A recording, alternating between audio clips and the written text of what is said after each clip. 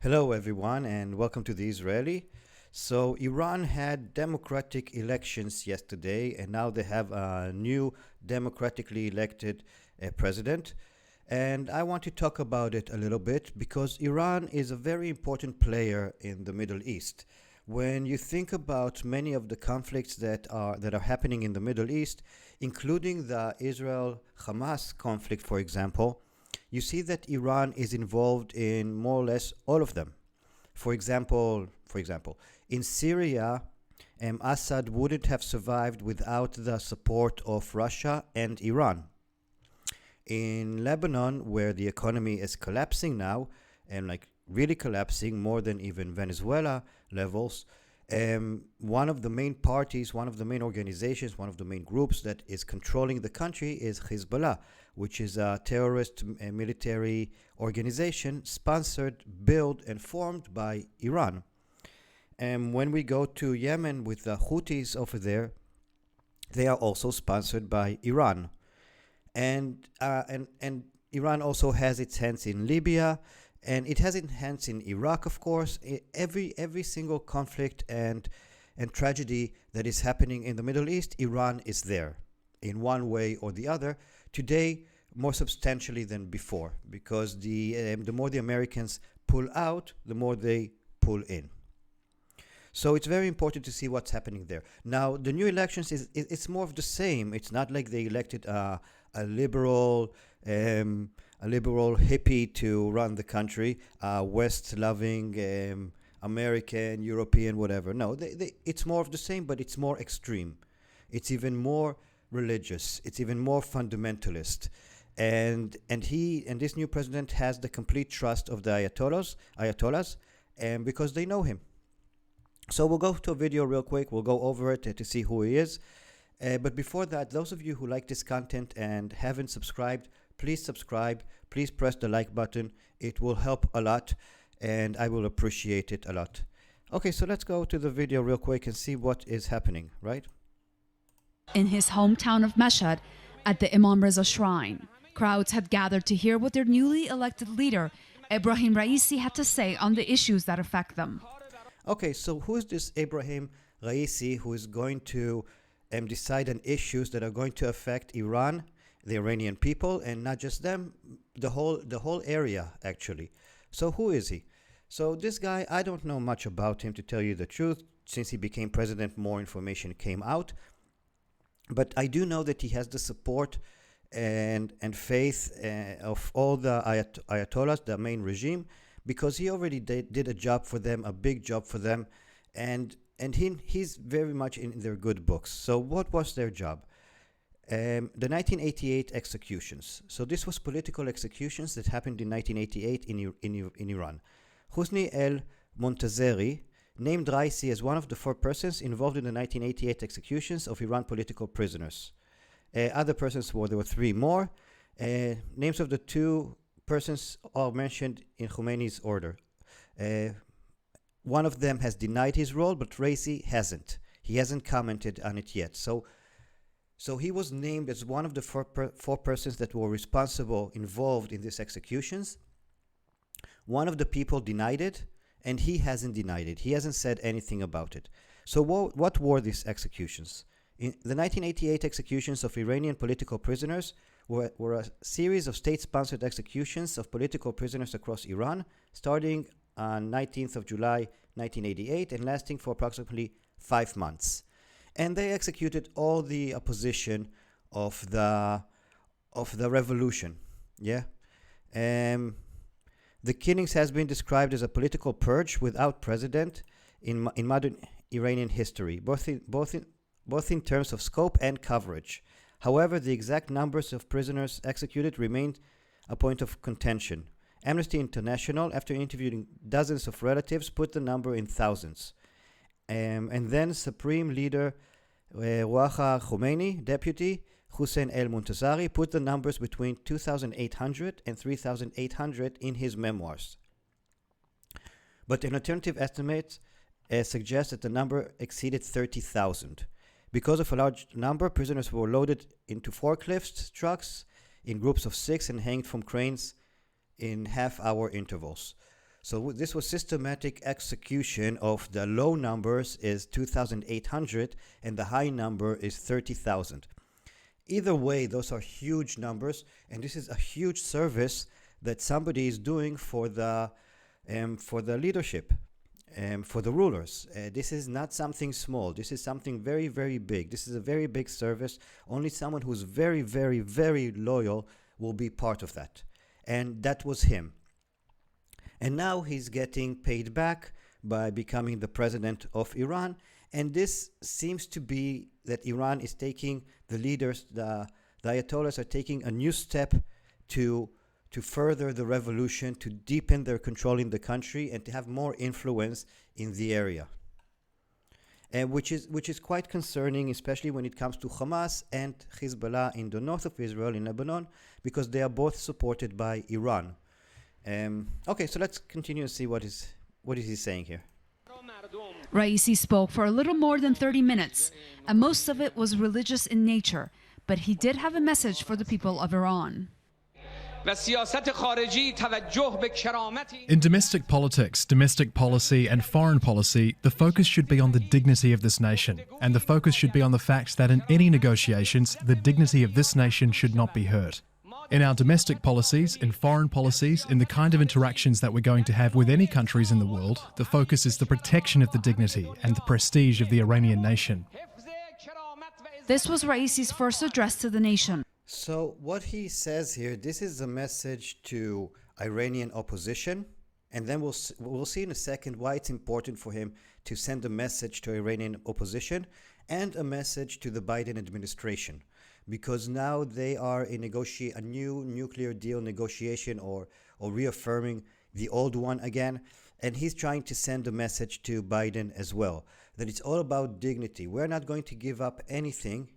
Yeah, if you want anything from us, you have to listen to our demands. And on the domestic front, he's telling the opposition, if you do anything to hurt this government, to hurt this regime, you're hurting the dignity of the country of Iran, because Iran is the regime and the regime is Iran. And then you saw what happened in 1988. Yeah, so this is a very strong warning to both of these parties. Although it was short on specifics, he had made promises to address the problems facing Iran. He said his administration will focus on justice, respect, and dignity to improve life for Iranians. So again, he's saying very clearly, you either line up and do what the regime says, or we're going to take care of you. And in that way, we're going to make Iranians' life better, because we're going to get rid of the opposition. We're going to silence all critics, and life is going to get better that way. How? Well, we'll see. He also promised to ensure mass vaccinations against COVID-19 as soon as he takes office. Because the COVID-19 coronavirus had rampaged through Iran. Iran is one of the hardest hit countries, I think, in the world as far when it comes to corona. And I don't know what's going over there now, because information is censored when it comes to Iran, but if this is something that he's promising, that it probably hasn't happened yet. The vaccinations and straightening the curve hasn't happened yet in Iran. Earlier on Tuesday, the current government of President Hassan Rouhani responded to comments made by U.S. officials who called Friday's presidential election manufactured and neither free nor fair. Okay, so the Iranian presidential elections. Yeah, let's see exactly what happened here in the Iranian presidential elections, and were they free and were they fair? Okay, and is this new president even, like, if we look at it in a democratic way, which is not a democracy anyway, is it even legitimate? So let's see. Presidential elections were held in Iran on 18th of June 2021. It was the 13th presidential election in Iran since the establishment of the Islamic Republic. Okay, Ebrahim Raisi won 62% of the voters, 17.8 million out of 28.6 million voters. Reporters Without Borders reported 42 cases of journalists being summoned or threatened for writing about candidates, because it's not a democracy. You have to understand something, people. Just because people go out and vote, just because countries have elections doesn't mean it's a democracy. Democracy is much, much, much more than elections. Democracy needs democratic institutions. If a country doesn't have democratic institutions, it's not a democracy in any way, shape, or form, even if it has some kind of sham elections every once in a while. So, of course, they can silence journalists. It's not, why does it even surprise anybody? It's part of the regime. That's the way they work. Just because they have elections doesn't mean they have freedom of speech. Okay, there was a boycott. There were calls to boycott the election, which worked, by the way, from what you see, because and chief of the police threatened people who discouraged others to vote. So there were threats not to discourage others to vote, and still 48% came to vote. So the majority did not turn out to vote. The majority of the eligible voters in Iran did not turn out. So the boycott worked. And it worked even better than you think, because you'll see in a second. The elections had the lowest turnout of presidential elections in Islamic Republic's order, and 3.7 million votes were void. They were void because Ebrahim Raisi received the most votes, 62% of the votes, more or less, and the second place came a white vote, which means it's a vote for people who don't trust the system, they don't trust the government, and this is their way to say, we don't trust this, yeah? This is like a rebel vote. You don't vote for anybody. You vote for a white vote. And that came second. And this is part of a boycott. When you do a boycott in voting, you can either not show up or vote with a white card. And that was the second place.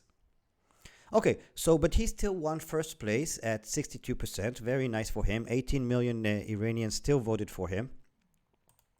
Out of 83 million people, 18 million voted for him. Of course, that's 18 million people. That's 83 million people, but only 50 something million are eligible to vote, and out of them, only 48 came to vote. And out of that, so he got about 25-30% of the voters, of the people who are eligible to vote. He got about 30% of those people. Well, I don't know. That's what they have. From a political point of view, we consider the statement as an example of interference in Iran's internal affairs and against the international law. We condemn it.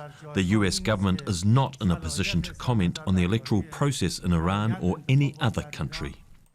That is true. You know, that is definitely true. Each country has the right to run their country as they want at the end of the day.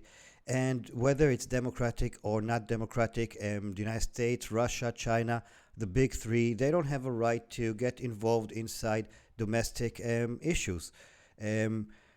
But if you call yourself a democratic country because you have elections, people have the right to criticize it, whether they are American, Chinese, Russian, or not.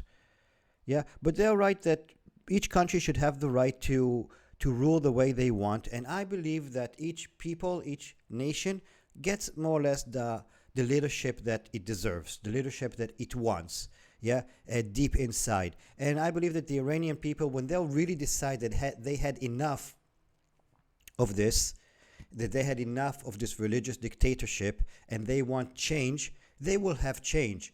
Because the Iranian people are extremely intelligent, extremely advanced, extremely nice people, and the ones that I've met throughout my life are very open people, very open-minded, and they have a huge opposition abroad just waiting to topple this regime. And I believe when the Iranian people will be ready to change, they will change. Exactly the same like in Israel and Palestine, when the Israelis will be ready to have peace and when the Palestinians will be ready to have peace, we will have peace. Having peace in Israel and Palestine is not that difficult. The only thing that it's missing is the will on both sides. And how do we get that will on both sides to come to fruition? I don't know yet, but that is the main problem. 48% of eligible voters participated in the presidential election, which officials consider a respectable turnout. That was the lowest turnout, as we saw before, the lowest turnout in Iranian election history. So the boycott works, but of course the regime will never admit it. But now many people are going to get arrested. Many people are going to get arrested. You can be sure of that. And what will happen to them after? Well, this Raisi has a history of making political opposition disappear. So if I was an opposition in Iran, I would be worried at the moment. But those people are very brave. And maybe it shows that something might change. Despite that figure being the lowest ever for a presidential vote, Ebrahim Raisi managed to get nearly 18 million votes. While President-elect will take office in early August, including fighting corruption. So that's more or less what happened in the elections. Were the elections fair? I don't think so. Because, I forgot to tell one other thing. Before the elections, there were 600 candidates who wanted to run for the election. And Iran has a special board that decides who can run and who can't run. Not everybody can run, only who they approve. And out of the 600, they approved 7. Yeah, 7. And out of the 7, 3 dropped out. Why? Who knows? They decided to drop out, and only 4 were left. And this Raisi, he was sure to win. Yeah, it was built that way. So were these fair elections? I don't know. I don't think so. Will this change anything? As far as the regime is concerned, it looks like they're taking steps to be more extreme, to further the revolution even more. But from the election turnout, it looks like the Iranian people are just about to have enough of this, and they want a change. Yeah? And it's hard to know what's going to happen in Iran, just like it's hard to know what's going to happen in Israel. But I'm very optimistic because I want to go back to the days where Iran and Israel had a good relationship, when we were friends. Iranian and Israelis are not that different from each other. We can be friends and we can cooperate in many things. And the truth is that I don't think the Palestinian problem is the problem that the Iranian regime has. They keep saying if Israel makes peace with the Palestinians, then we'll fix the relationships with them. But I don't think so. I don't think the Iranian regime can fix or have a relationship with anybody that's not Shiite and willing to bow to their demands. But I do think that the Iranian people deserve a real democracy. I think the Iranian people, Iran is probably one of the only nations in the Middle East that's actually ready for democracy, that can actually handle democracy, that the population can flourish in democracy. Not like we saw in different places like Egypt, the Arab Spring, that was a complete failure and didn't lead to anything except revolutions and bloodshed and that type of stuff. I think in Iran it can be different. But only time will tell. So congratulations to Iran's new president. I hope you manage to destroy the Ayatollah's regime without destroying the Iranian people. I hope you will be the last president of the Ayatollah regime, and I hope the next president that will come after you will be a beginning of a new democratic Iran. And other than that, I hope that everything will turn out for the best, even though it doesn't look that way. But remember, it's always darkest before dawn, right? Something like that. Okay, I'm rambling right now. So again, if you like this video, please like and subscribe. I thank all of you that watched this until the end. If you want to add something, if I've missed something in this story, just put it in the comments. If I was wrong about something I said, just put it in the comments. And if you have any suggestions for any other videos that you want me to make, put it in the comments. And I'll see you on the next video. Bye. Have a great day.